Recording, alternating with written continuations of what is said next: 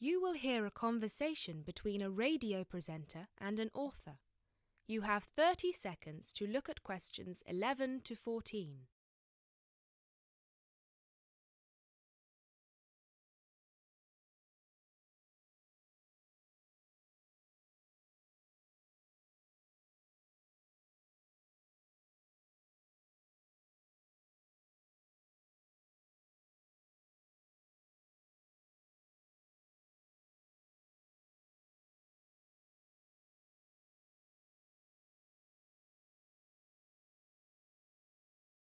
And here with us today we have Patricia Abadan, author of the best-selling book Beginner's Guide to Self-Publishing and owner of the self-publishing company Make a Book.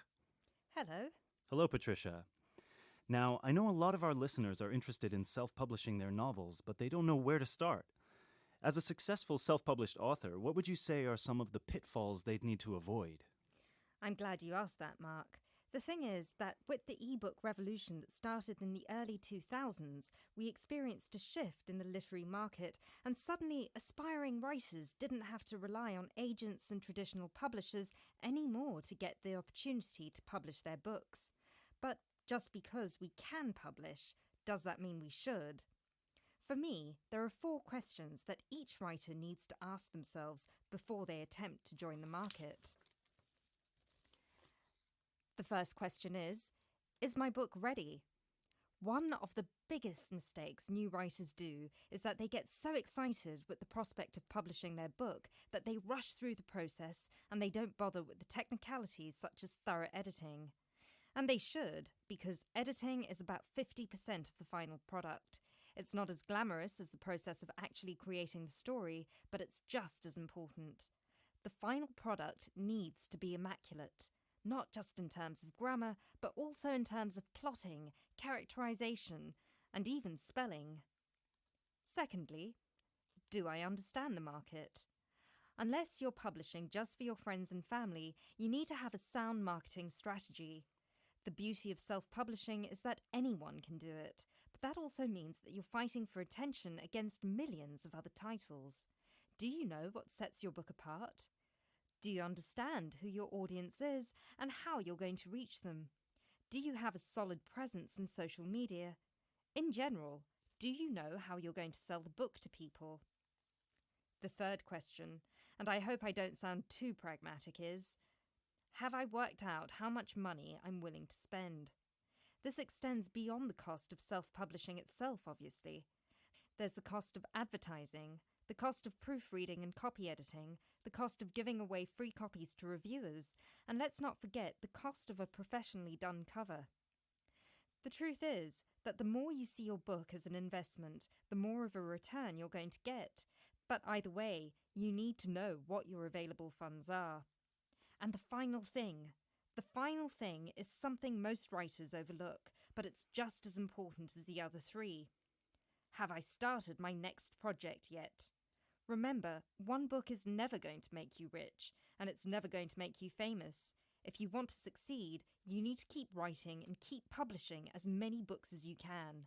That's how you build an audience, and how you get your book to the top of the charts.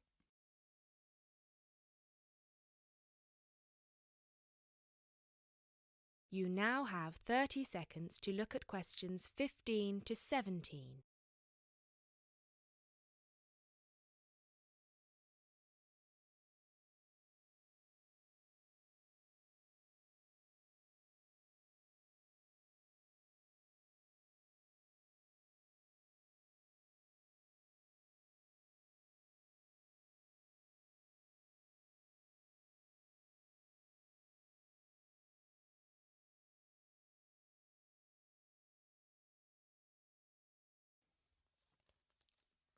Thank you, Patricia. So tell us, how did you do it? You started publishing 5 years ago, and now you have your own publishing company. How did you get here so fast? To be honest with you, the first book I ever published was a flop, and it was because I didn't follow almost any of the rules I just told you. My novel was poorly edited, it had a cheap-looking, self-made cover, and I had no idea how to get people to buy it. For about a year, I checked its dismal sales every month, and I wallowed in self-pity. But then I decided it was time to change and do something. The first thing I did was get a subscription to all the writing magazines I could find out there. I'd read them all from cover to cover and followed the experts' advice as if it was gospel. I wrote almost every single day, and I submitted short stories to every competition I could find out there. I also started a blog and I set up my own page. Over time, I started building a name for myself and a solid fan base.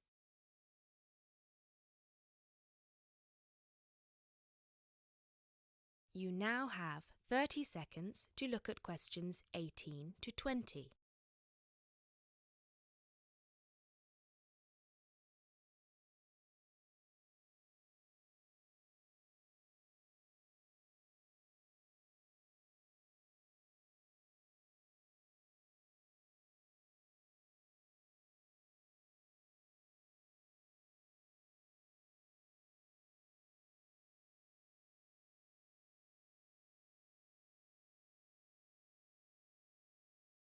I didn't want to be associated with my first book, so I decided to publish my next book under a different name. This time I sought professional help with editing, and I spent months working on it until it was ready. I also sought the advice of friends who worked in marketing and tech-savvy friends who helped me come up with a marketing plan. Since I already had a platform, my website and my social media pages, it was much easier to reach the people who would be interested in reading my book. And of course, while all of this was happening, I was also in the middle of my next novel, which I planned to have ready for editing by the time the previous one was out. So, yeah, I published my second book about 2 years after my first, and it was a completely different experience. And now, here I am. Thank you very much, Patricia. I'm sure our listeners have been inspired by your story.